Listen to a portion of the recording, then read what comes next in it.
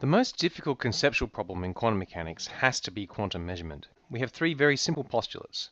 The first, that everything's an element of a Hilbert space. The second postulate, those elements of the Hilbert space evolve according to the Schrödinger equation.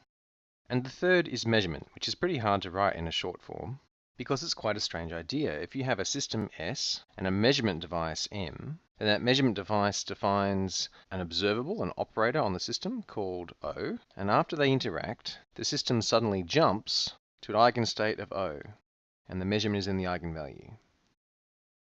Now that jumping process is quite mysterious. Let's look at some of its features. The first of all, it's probabilistic.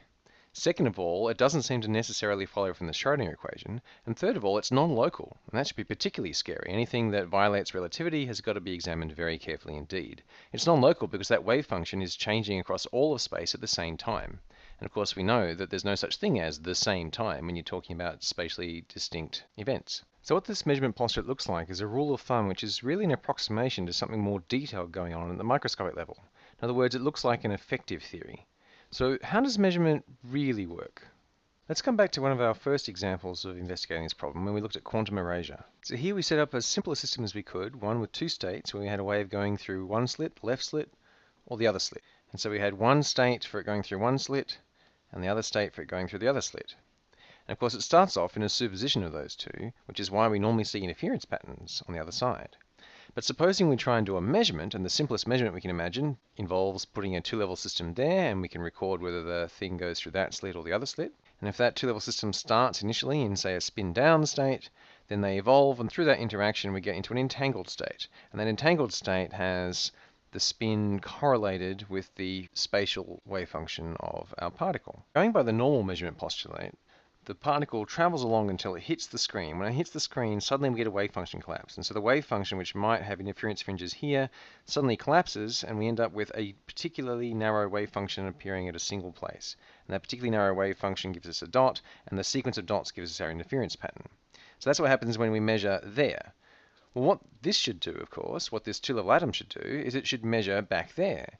If it did measure back there, then what we would get is we get either the wave function going through one slit or the wave function going through the other slit. And so we would never see an interference pattern. There is no sense in which the particle would ever behave as if it went through both of those slits afterwards. But what we have back here is not actually a particle that's been measured. What we have here is a particle that's been entangled with another particle. The difference is quite clear. You can't possibly write down the state of a system that we're expecting after a measurement by writing down a state. The state of the system after a measurement has to be a density matrix because it's a classical mixture of the state psi1 and psi2, a 50% probability of each. In other words, the best way to write down what we want to see is a density matrix which we would write like this. And how are we going to compare what we have over here with that? Well, over here we have a single pure state, and so it's this state as a ket and that state as a bra. And in order to get what we would get if we only looked at the particle itself, we would have to trace over the spin system. And so we're going to get a reduced density matrix, where we've defined that phi just to be the total state there. Now to trace over that, we're going to end up getting a term from each side, and it's going to look very familiar. You can work through this yourself. So if we only ever look at the particle itself, this looks exactly like we just made a measurement. It gives us exactly the same density matrix, and it's going to be exactly the same. So we can't tell the difference between this entanglement and a measurement, unless we happen to also look at the spin system. And what we found before is that when we look at the spin system, when we measure the spin system to be in the plus half x spin, then we have the particle in the state that would give us interference fringes. And when we have it in the minus a half x spin, then the state was in the orthogonal state. And so in other words, those fringes existed for the sub-ensembles where we measured particular things back on that two-level system. Measured them, in other words, we have to put a measurement postulate back there. So entanglement looks a lot like measurement, but it actually isn't. If we really had a wave function collapse back here at the slit, if we really collapsed the wave function then there would be no sense in which we had this correlation where we had fringes on the screen. There would be no fringes ever on the screen.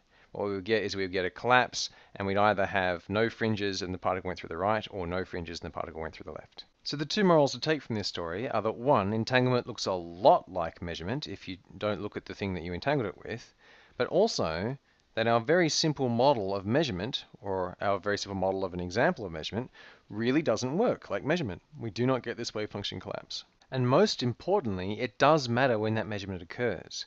Some people might say, I don't care how you define measurement, I know it when I see it. Well, you look at this. Is that a measurement?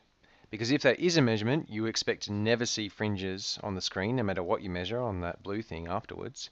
And if that is not a measurement, then you find that you can get this column eraser effect, and you can get fringes back on the screen conditional on the particular state of the spin system you entangled it with. And so the precise timing of measurement tells you when your coherence goes away. Measurement, this probabilistic result, really gets rid of coherence between states. And so we really need to know when our wave function is going to evolve under the Schrodinger equation or when it's going to do this wave function collapse.